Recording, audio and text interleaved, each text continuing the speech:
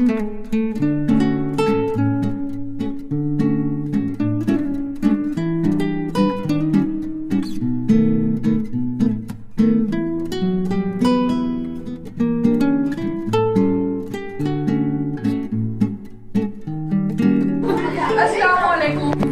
9 नवंबर सन 1877 अल्लामा इकबाल का यौम पैदाइश, जिसे हम यौम उर्दू के नाम से मनाते हैं।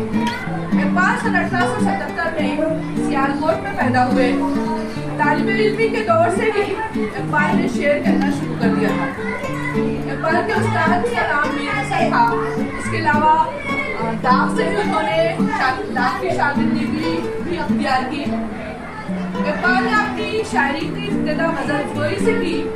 बाद में धीरे धीरे उन पर मंजरिया और कौमी सियासत के असरार गालिब आते चले गए। उनके अंदाज शेर गोई में रोज़ अव्वल से उपज और आप अपनी राह निकालने का हौसला नुमाया था। इस दौरान उनके कलाम की मकबूलियत बराबर बढ़ती गई और ये ख्याल आम था कि इकबाल के कलाम में फिक्र और उसलूब का बयान नादिर और अछूता है। हिमाला, न्याशवाला और तराने हिंदी इस दौर की कामयाब नज़में हैं।